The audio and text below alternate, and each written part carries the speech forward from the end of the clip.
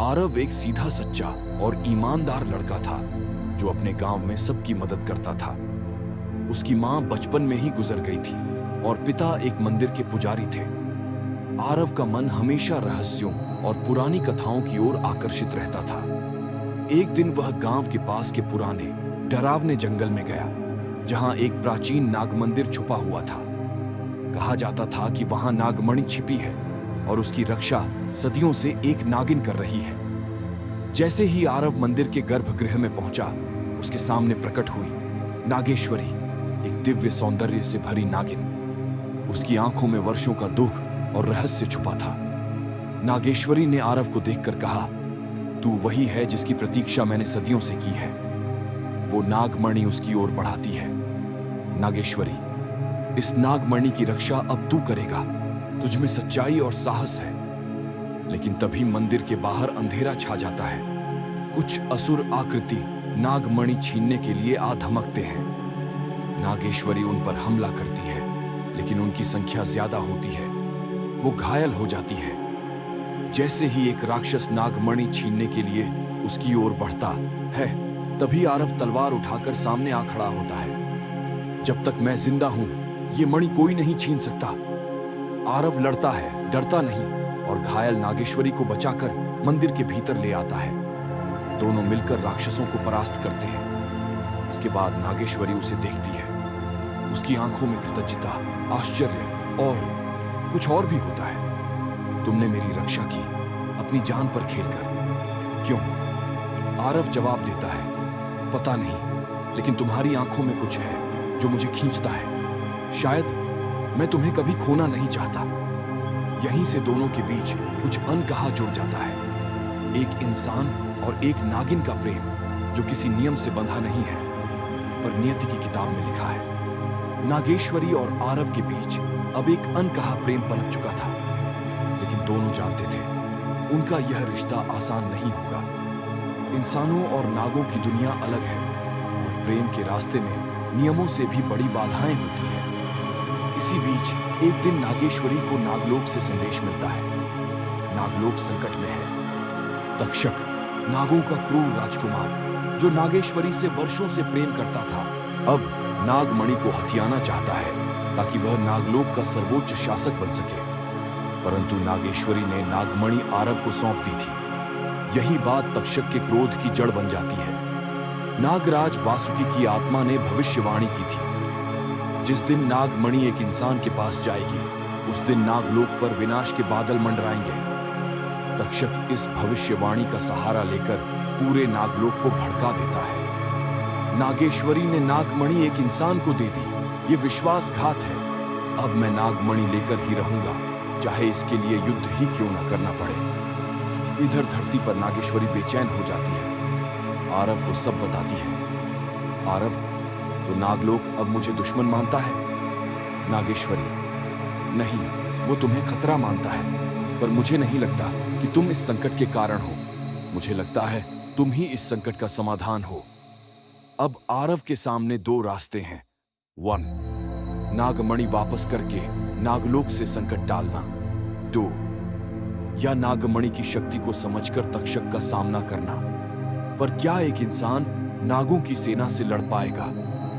नागेश्वरी उसके साथ खड़ी है, पर सवाल यह है कि क्या उनका प्रेम नागलोक के नियमों और तक्षक की सत्ता की भूख से जीत पाएगा?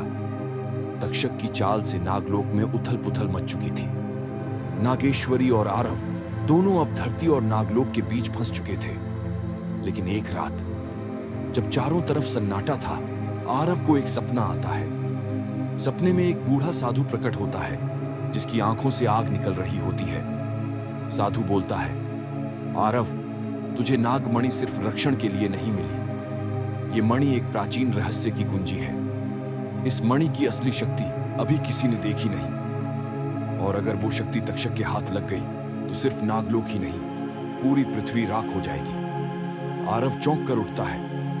उसकी हथेली में नागमणि चमक रही होती है, लेकिन आज वो लाल रंग में चमक रही थी। नागेश्वरी भी डर जाती है। ये मणि चेतावनी दे रही है, तक्षक शक्ति को जागृत करने के करीब है। फिर वो आरव को एक गुप्त कथा सुनाती है। प्राचीन काल में एक नागिन ने एक इंसान से प्रेम किया था, लेकिन उस प्रेम से जन्मा एक बच्चा बना अर्धनाग, जो इतना शक्तिशाली था कि खुद भगवान भी उसे रोक नहीं पाए। उसे नींद में बंद किया गया और उसकी आत्मा को नागमणि में सील कर दिया गया। अगर तक्षक इस आत्मा को जगा दे तो वो अर्धनाग लौट आएगा, जो न इंसान होगा न नाग, और वो प्रेम नहीं सिर्फ विनाश समझेगा। आरव के रोंगटे खड़े हो जाते हैं। नागमणि सिर्फ एक मणि नहीं है, ये एक बंदी आत्मा है नागेश्वरी।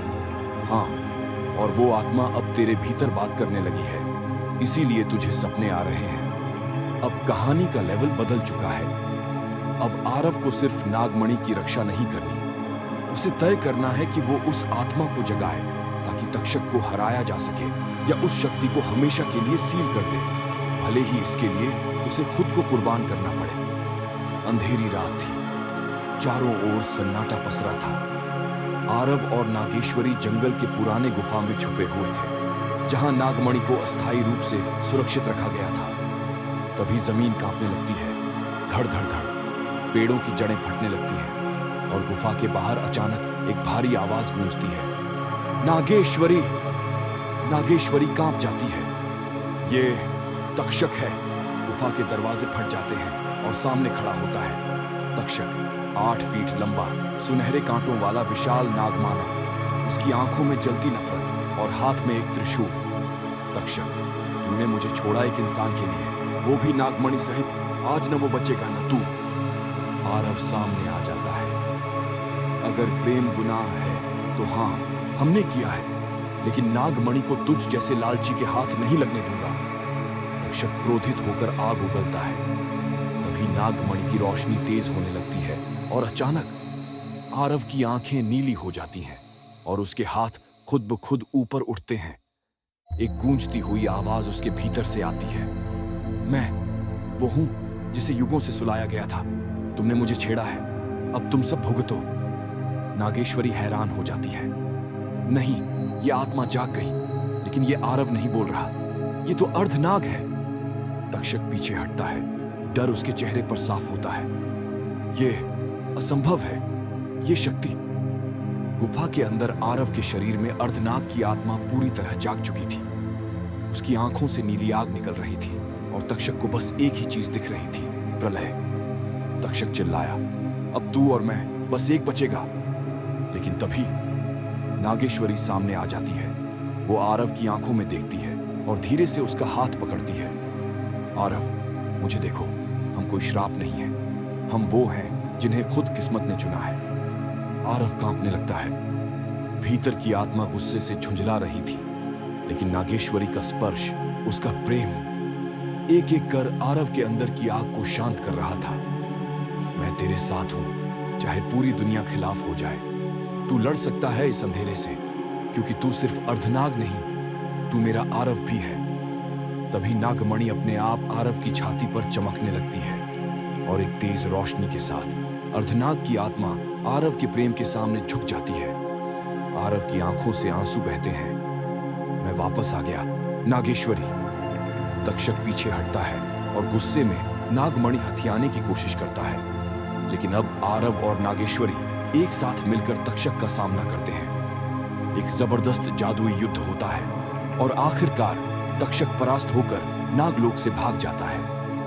कुछ समय बाद नागलोक में शांति लौट आई थी। नागराज वासुकी की आत्मा प्रकट होकर कहती है, इस प्रेम ने साबित कर दिया कि इंसान और नाग का मिलन श्राप नहीं, आशीर्वाद भी बन सकता है। नागेश्वरी मुस्कुराती है। अब क्या होगा आरव? आरव उसका हाथ पकड़ते हुए कहता है, अब जो भी होगा हम साथ करेंगे, चाहे नागलोक में रहें या पृथ्वी पर। तेरा मेरा साथ अब जन्म जन्मों तक रहेगा। अंतिम सीन, नीले आसमान के नीचे एक शांत झील के किनारे नागेश्वरी और आरव साथ बैठे हैं, हाथों में हाथ और दिल में सिर्फ सुकून। जब प्रेम सच्चा हो तो न जाति मायने रखती है, न रूप, बस दो आत्माएं और एक साथ अमर हो जाने की कहानी।